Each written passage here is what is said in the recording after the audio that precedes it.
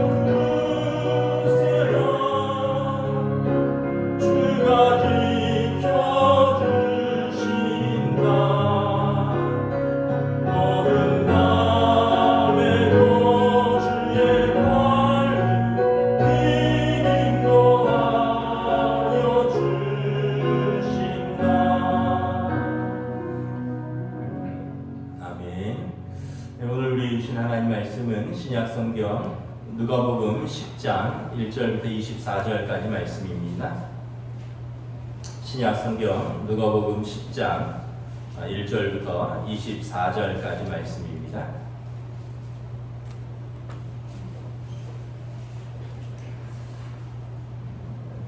다 찾으신 줄 알고 저와 여러분들이 한 절씩 교도하도록 하겠습니다. 신약성경 누가복음 10장 1절부터 24절입니다.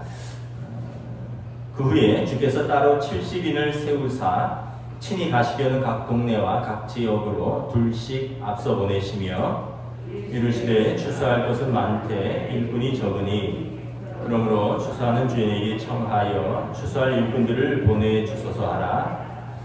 갈지어다 내가 너희를 보내니 어린 양을 이리 가운데로 보내음과 같도다. 전대나 배낭이나 신발을 가지지 말며 길에서 아무에게도 무난하지 말며 어느 집에 들어가든지 먼저 말하되 이 집이 평안할지어다 하라. 만일 평안을 받을 사람이 거기 있으면 너희의 평안이 그에게 머물 것이요 그렇지 않으면 너희에게로 돌아오리라. 그 집에 유하며 주는 것을 먹고 마시라. 일꾼이 그 삭슬 받는 것이 마땅하니라. 이 집에서 저 집으로 옮기지 말라. 어느 동네에 들어가든지 너희를 영접하거든 너희 앞에 차려 놓는 것을 먹고 거기 있는 병자들을 고치고 또 말하기를 하나님의 나라가 너희에게 가까이 왔다 하라. 어느 동네에 들어가든지 너희를 영접하지 아니하거든 그 거리로 나와서 말하되 너희 동네에서 우리 발에 묻은 먼지도 너희에게 떨어버리노라. 그러나 하나님의 나라가 가까이 온 줄을 알라 하라. 내가 너희에게 말하노니 그날에 소돔이 그 동네보다 견디기 쉬우리라. 화 있을진저 보라신다. 화 있을진저 벳세다야. 너희에게 행한 모든 권능을 두로와 시돈에서 행하였더라면 그들이 벌써 베옷을 입고 재앉아 회개하였으리라. 심판때에 두로와 시돈이 너희보다 견디기 쉬움이라. 가버나움아 내가 하늘에까지 높아지겠느냐 음부에까지 낮아지리라. 너희 말을 듣는 자는 곧 내 말을 듣는 것이요 너희를 저버리는 자는 곧 나를 저버리는 것이요 나를 저버린 자는 나 보내신 이를 저버리는 것이라 하시니라. 70인이 기뻐하며 돌아와 이르되 주여 주의 이름이면 귀신들도 우리에게 항복하더이다. 예수께서 이르시되 사탄이 하늘로부터 번개같이 떨어지는 것을 내가 보았노라. 내가 너희에게 뱀과 전갈을 밟으며 원수의 모든 능력을 제어할 권능을 주었으니 너희를 해칠 자가 결코 없으리라. 그러나 귀신들이 너희에게 항복하는 것으로 기뻐하지 말고 너희 이름이 하늘에 기록된 것으로 기뻐하라 하시니라. 그때 예수께서 성령으로 기뻐하시며 이르시되 천지의 주제이신 아버지여 이것을 지혜롭고 슬기 있는 자들에게는 숨기시고 어린아이들에게는 나타내심을 감사하나이다. 옳소이다. 이렇게 된 것이 아버지의 뜻이니이다. 내 아버지께서 모든 것을 내게 주셨으니 아버지 외에는 아들이 누구인지 아는 자가 없고 아들과 또 아들의 소원대로 계시를 받는 자 외에는 아버지가 누구인지 아는 자가 없나이다 하시고 제자들을 돌아보시며 조용히 이르시되 너희가 보는 것을 보는 눈은 복이 있도다. 내가 너희에게 말하노니 많은 선지자와 임금이 너희가 보는 바를 보고자 하였을 때 보지 못하였으며 너희가 듣는 바를 듣고자 하였을 때 듣지 못하였느니라. 아멘. 할렐루야. 오늘 토요 새벽 기도에 나오신 우리 성도들을 주님의 이름으로 환영하고 축복합니다. 우리 아침이지만 한번 서로 인사하겠습니다. 한 주간 평안하셨습니까?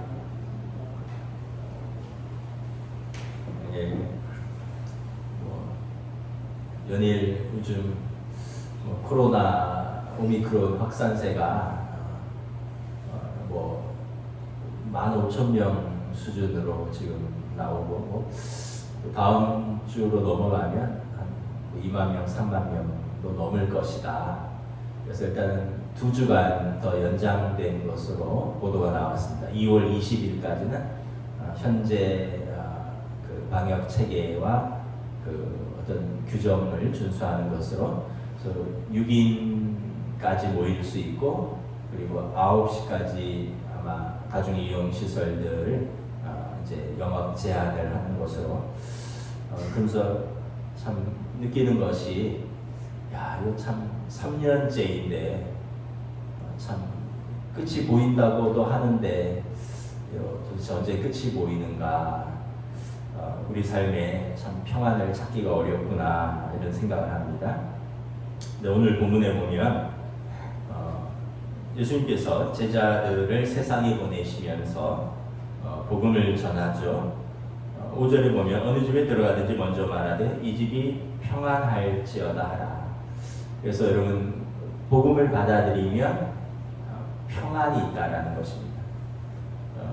우리가 내가 누구이며 또 우리를 지으신 분이 누구이며 그분이 우리 죄를 어떻게 용서하셨고 그래서 우리가 어디로 돌아갈지를 알면 평안이 그에게 이른다라는 것입니다. 그렇지 않으면 여러분 어디서 우리가 왔는지 또 어디로 가야 되는지를 알지 못하면 평안이 없죠. 그러면 무엇입니까?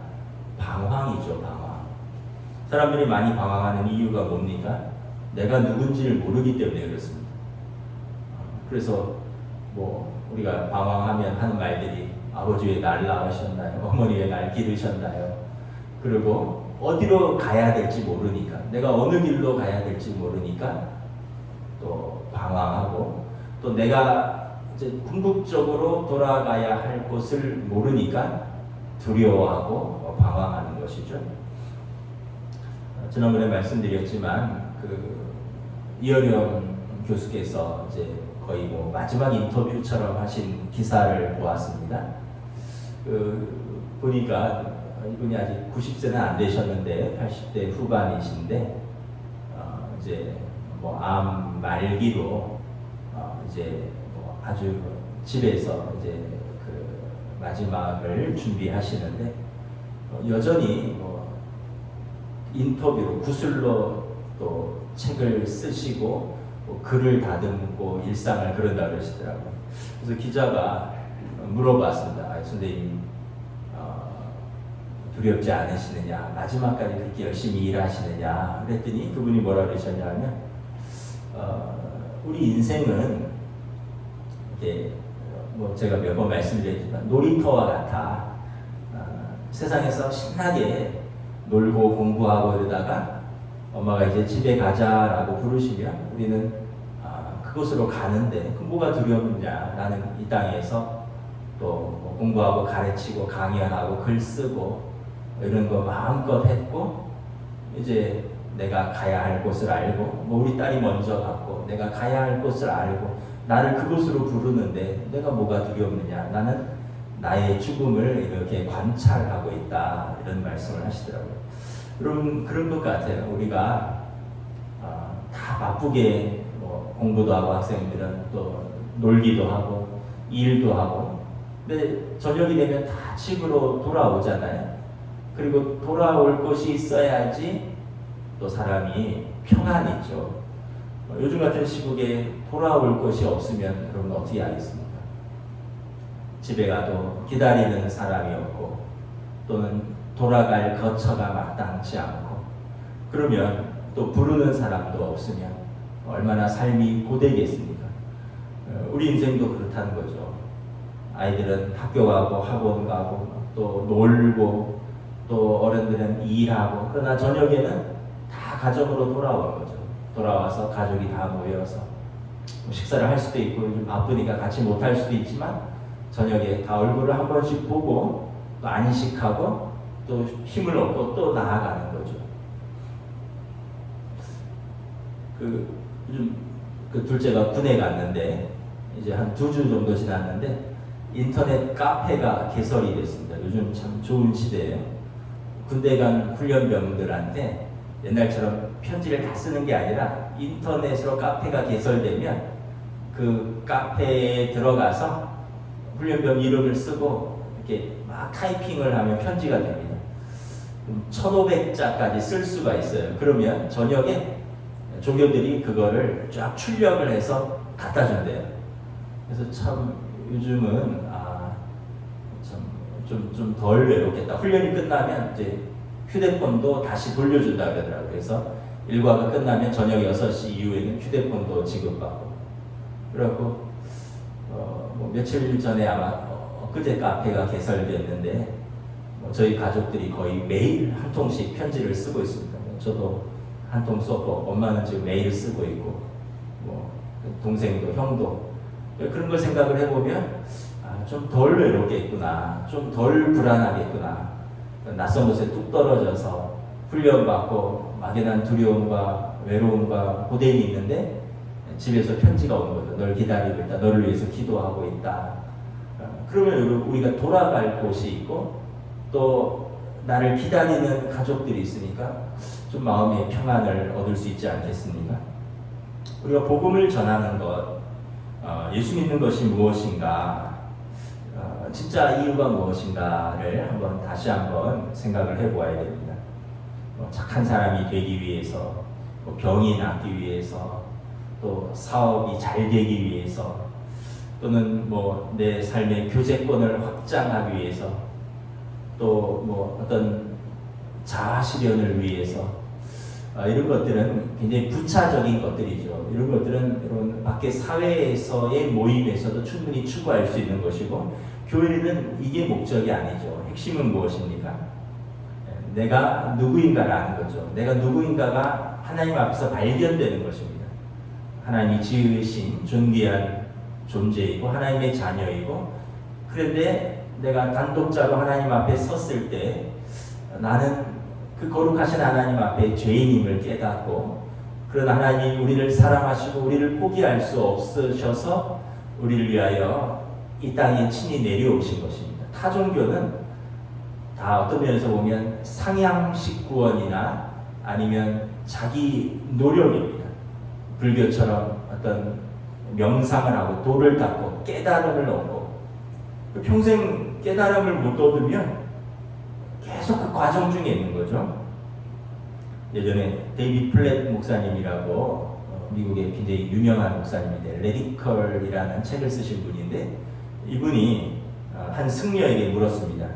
스님, 왜 이런 수행을 하십니까? 이분들은 막 먹지도 않고 눕지도 않고 일정 기간은 이렇게 막 용맹정진이라고 하는데 모든 것을 단절하고 명상하고 수행하거든요. 왜 그런 수행을 하십니까? 그랬더니 스님이 평안과 쉼을 얻기 위해서입니다.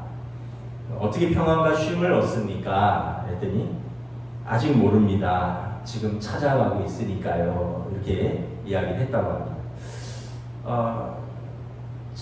그러니까 어떻게 보면 우리 인생은 평생 평안을 찾아가는데 아직 모르는 거죠.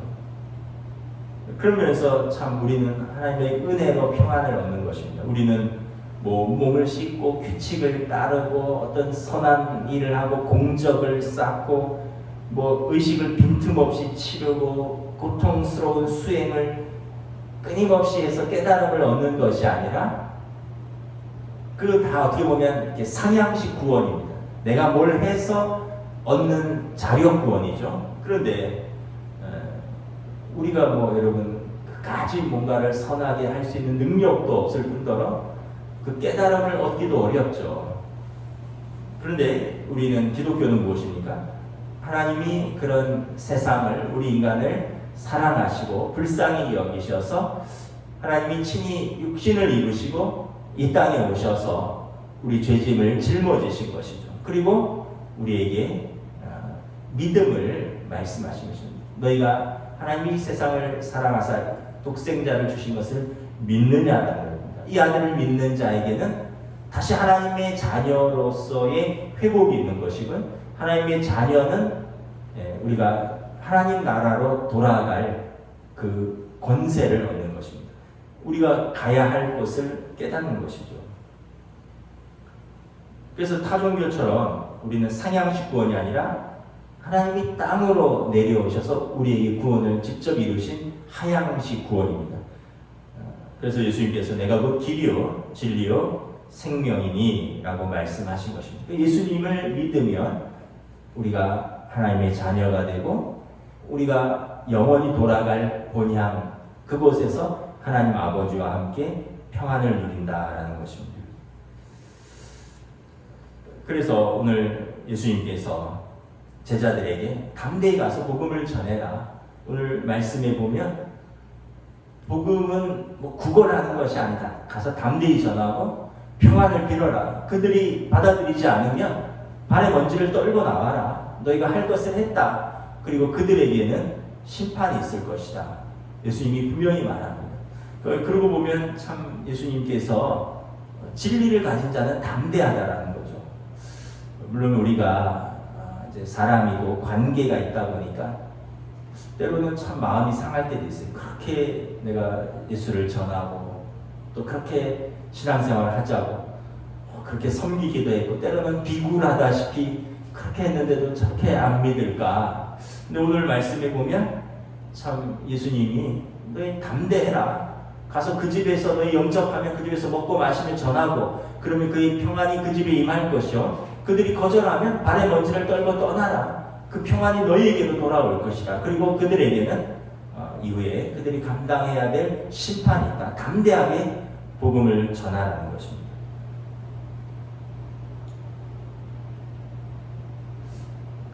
한 10년은 덜 된 것 같은데 저희 동기 목사님 저보다 약간 한두 살 위인데 이제 그때 한번 식사를 하다가 그런 이야기를 하더라고요. 자기 동생이 이제 뭐 그때 그 당시 한 7, 8년 전에 한두 주 전에 죽었다. 그때 이제 자기 동생이 제 또래니까 그 형이 저보다 한두 살 윈 동기인데 45살에 돌아가셨다는 거예요. 그래서 아니 어떻게 그렇게 젊어서 돌아가셨느냐. 그러니까 자기가 형이 목사고 부모님이 신앙생활 모태신앙이고 근데 동생이 예수를 안 믿고 세상에서 자기 하고 싶은 대로 하면서 살았다는 거예요. 그러다가 어느 날 뭐 흔히 말하는 이제 직장에서도 잘 나가고 돈도 잘 벌고 그리고 뭐 맨날 운동하고 골프 치고 뭐 술 마시러 다니고 자기 원 없이 살았다는 거예요. 그러다가 어느 날 이제 40쯤 됐는데 이제 40이 좀 안 됐을 때 갑자기 몸이 막 붓고 그래서 과로인가 했는데 갑자기 의식을 잃고 쓰러졌다는 거예요. 그래서 이제 병원에 가서 쭉 종합 검사를 해보니까 이제 뭐 그때 잘은 모르겠는데 신장 수치가 보통 사람이 1이라면 거의 20배가 높은 그런 수치가 나왔고 그래서 긴급으로 목을 뚫어서 투석을 시작을 했다는 거죠. 그래서 병원에서 이제 신장을 이식을 못하면 다 죽는다. 그리고 백방으로 찾는데 뭐 이게 나타나는 게 아니잖아요. 일단 가족들부터 다 찾고 이러다가 다행히 뭐 누나가 신장이 적합도가 다 맞는 건 아닌데 신장 적합도가 뭐 68%가 70% 이상이 돼야지 이식을 할 수 있는데 40%밖에 안 나오지만 아직 40, 뭐 우리나라 나이로 40 정도밖에 안 된 젊으니까 한번 신장 이식을 해보자. 그래갖고는 이제 그 40%밖에 적합도가 안 나오는데 누나의 신장을 이식을 했다는 거죠.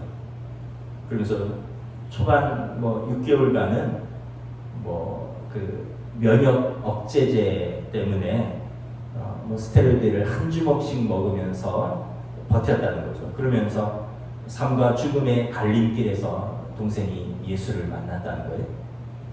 그리고 예수를 믿기로 결심을 했습니다.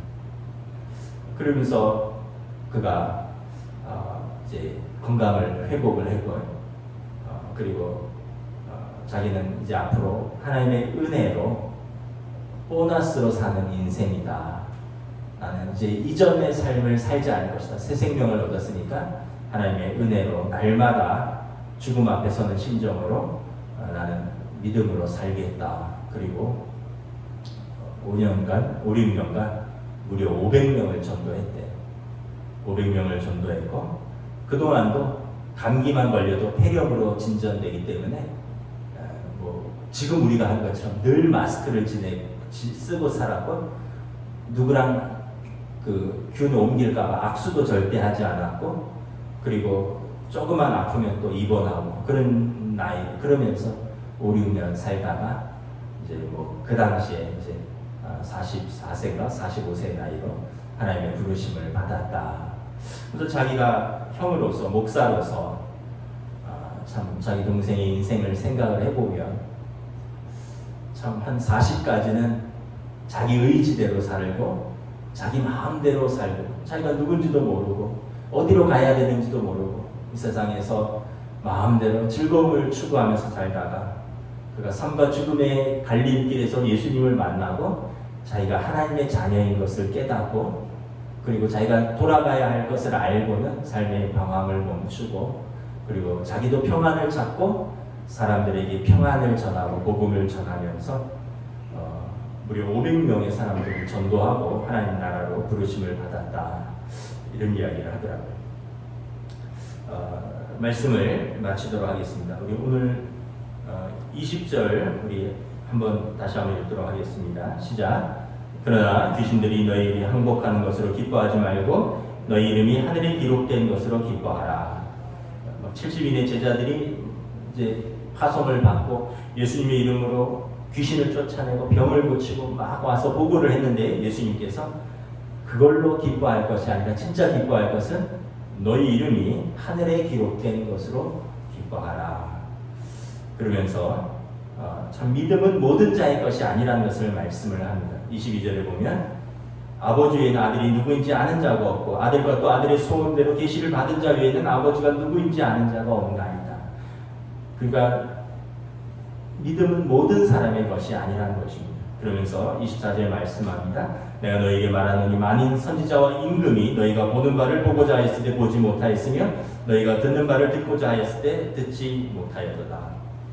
구약의 많은 선지자와 그리고 이스라엘의 왕들 또 세상 왕들이 그렇게 구하고 보고 싶고자 하는 그 구원에 대해서 진리에 대해서 메시아를 그들은 그렇게 찾았지만 보지 못하였으나 너희는 지금 말씀을 듣고 믿었고 그리고 그 예수님을 너희가 보고 있고 그것을 전하고 있으니 너희가 복되도다 말씀을 하는 것입니다.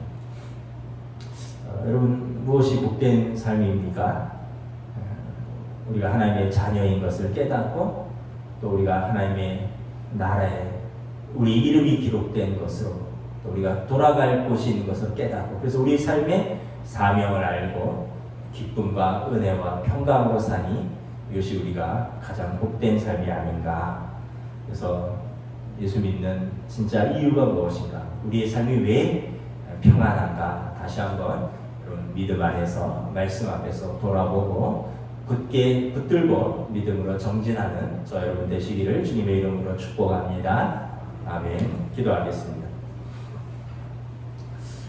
하나님 감사합니다. 오늘 말씀에 참으로 예수님께서 70인의 제자들을 둘씩 짝지어 보내며 가서 담대히 복음을 전하라. 평안을 선포하라. 너희를 영접하는 자들은 나를 영접하는 것이요 너희를 저버리는 자들은 나를 저버리는 자들이다. 그러므로 너희 이름이 하늘에 기록된 것으로 기뻐하라 말씀하셨습니다. 우리가 참 돌아보면 우리 삶에 기쁘고 슬픈 일들이 많이 있는데 우리가 이 모든 과정들을 다 지나서 결국은 하나님 앞에 설 것입니다. 그때 하나님께서 우리에게 무엇을 찾을 것인가? 우리에게 믿음을 찾으신다 성경은 말씀하십니다. 영접하는 자 곧 그 이름을 믿는 자에게 하나님의 자녀가 되는 권세를 주셨으니 우리가 예수님을 믿고 하나님의 자녀가 되었으면 이 땅에서 우리에게 주신 이 세상의 사명의 자리에서 우리가 마음껏 또 힘써서 사명을 감당하고 이곳에서 또 주님 주신 은혜로 평강 가운데 우리의 삶을 살고 누리고 섬기고 그리고 하나님 앞에 평안으로 돌아갈 것입니다. 그러나 이것을 모르는 사람들은 열심히 살 때 끊임없이 두려워하고 불안해하고 또 많은 것을 받은 것 같지만 더 욕심을 내고 그러면서 또 더 죄악으로 빠져들고 그리고 갈 바를 알지 못하는 방황하는 삶을 사는 사람은 마지막에 두려움밖에 남지 않는다는 것을 우리는 다시 한번 깨닫습니다. 우리는 예수님을 만나서 내가 누구인지 알고 또 우리의 하나님 아버지께서 우리의 아버지 되신다는 것을 고백하고 또 우리가 영원히 돌아갈 본향을 아는 거로 이 땅에서 오늘 우리에게 주신 사람들을 마음껏 사랑하고 나에게 주어진 일들을 또 우리가 마음껏 충성하며 믿음으로 살아가는 저희들 될 수 있도록 성령님 인도하여 주시옵소서. 구약의 선지자들과 구약의 많은 사람들이 그렇게 찾고 기다리는 메시아를 우리는 참으로 베드로 사도가 고백한 것처럼 우리는 보지 못하였으나 듣고 믿었으니 우리가 가장 복된 자라 주님 말씀하시는 이 말씀을 붙들고 오늘도 믿음의 복된 삶으로 나아가게 하여 주시옵소서. 감사를 드리오며 우리 주 예수 그리스도 이름으로 기도드리옵나이다. 아멘. 하늘에 계신 우리 아버지, 아버지의 이름을 거룩하게 하시며 아버지의 나라가 오게 하시며 아버지의 뜻이 하늘에서와 같이 땅에서도 이루어지게 하소서. 오늘 우리에게 일용할 양식을 주시고 우리가 우리에게 잘못한 사람을 용서하여 준 것 같이 우리 죄를 용서하여 주시고 우리를 시험에 빠지지 않게 하시고 악에서 구하소서. 나라와 권능과 영광이 영원히 아버지의 것입니다. 아멘.